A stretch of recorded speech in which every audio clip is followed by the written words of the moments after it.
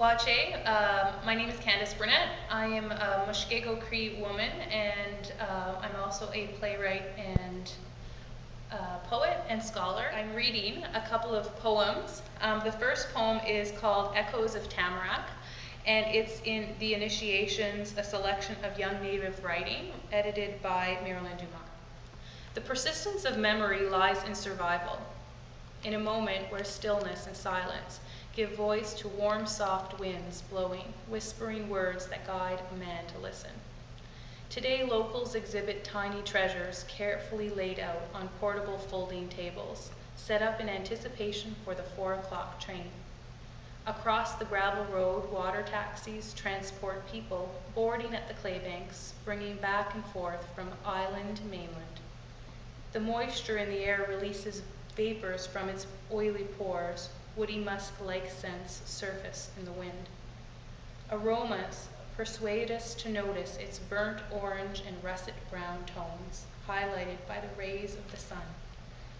These swamp babies are gathered seasonally when branches shed deciduous pine needles, revealing scaly ache-like cones. Gummy sap seeps from its bark and tastes delicious on our tongues. Its roots are used to bind and tie together. Inner bark cleanses and purifies, moving our inner worlds.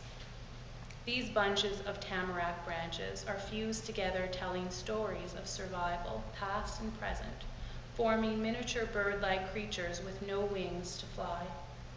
Across the craft table, tourists admire them, imagining the pretend birds as decoration in their lavish homes, soaring from the ceilings nestled on their coffee tables.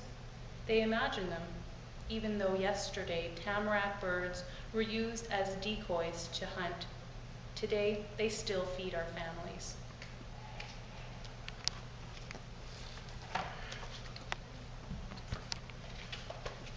The next poem is called Daisy's Hips, and it was published in the Yellow Medicine Review, which is a journal of Indigenous literature, art, and thought, and it comes from the winter of 2007.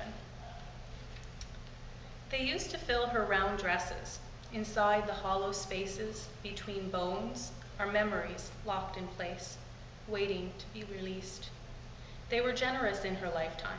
They gave way in space, selflessly delivering in each contraction, willfully lubricated and elongated to make room.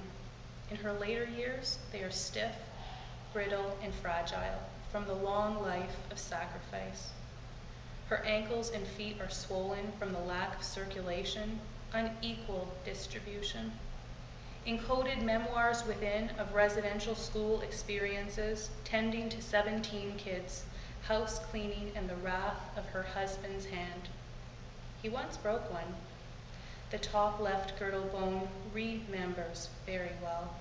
The pin that holds the bones together rests below her heart.